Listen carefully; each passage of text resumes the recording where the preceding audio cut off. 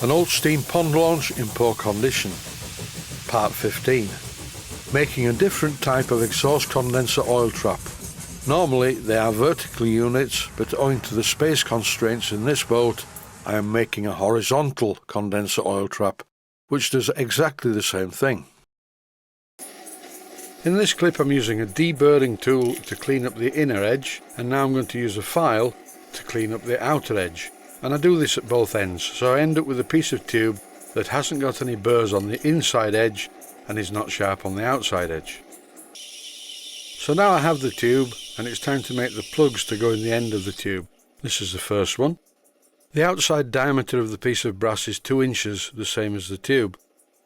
So all I'm doing is reducing it to fit inside the tube, and in this clip I'm drilling it with a centre drill, and then I'm going to drill all the way through with a tapping size drill, which is 5/32 of an inch, for a 2BA thread. And this is going to be for fixing the mounting bracket to the condenser. And once that's done, it's time to part off the piece of brass using a standard parting tool, and in this case I'm using a power cross feed to part it off automatically. In this clip, in exactly the same way as with the previous clip, I'm machining the end of the 2-inch bar to fit inside the tube. It's still a bit tight yet. It's worth remembering that if you get the piece of brass a really tight fit in the tube, that's generally good engineering practice, but if the plug is too tight in the tube, the silver solder cannot flow around the edge of it by capillary action and silver solder the brass plug to the tube.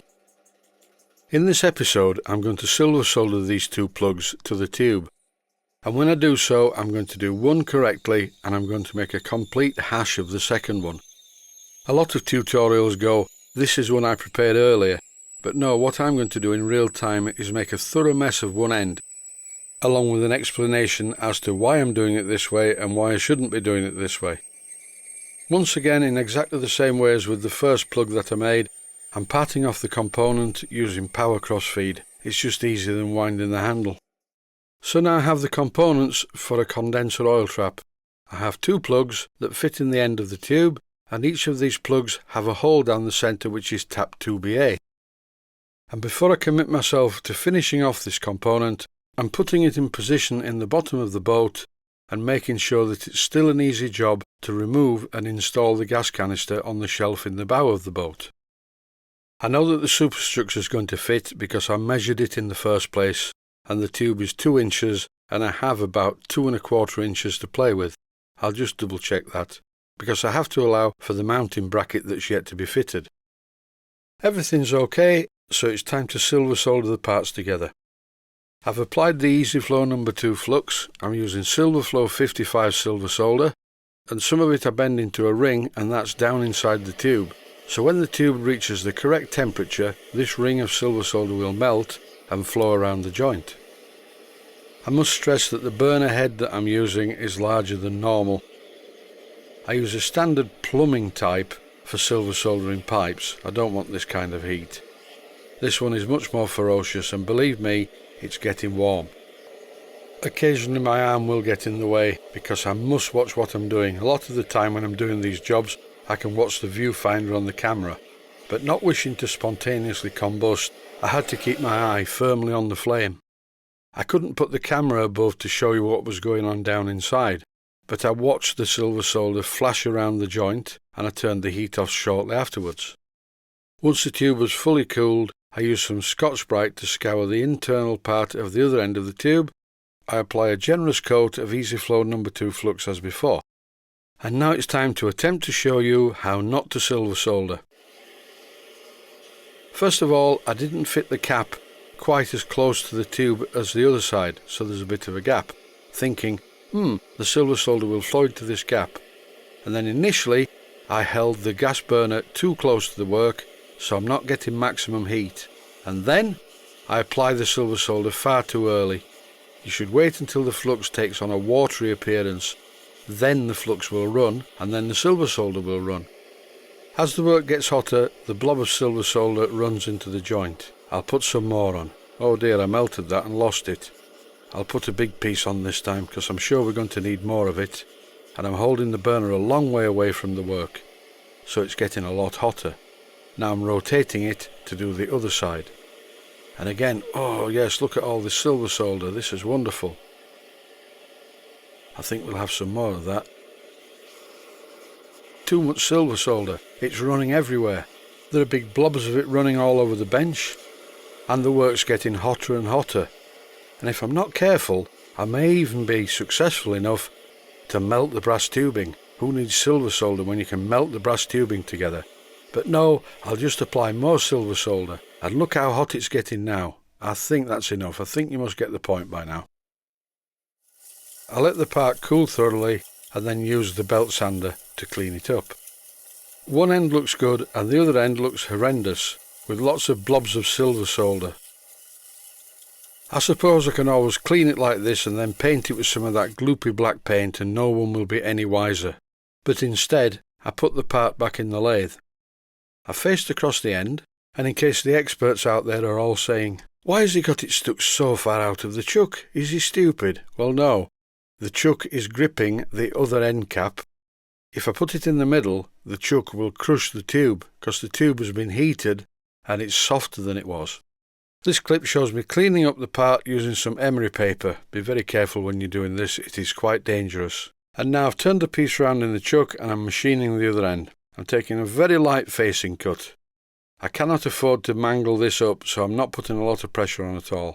Once again I'm using the emery cloth. To be perfectly honest, I'm only going through the motions on this bit to show what is possible. It isn't very perfect. What I did was, I put the part back in the chuck, holding it by one of the ends. The other end was supported by a live centre, and I took a very light cut with a sharp lathe tool all the way down the outside. This is the main body of the condenser, but it needs some attachments fitting.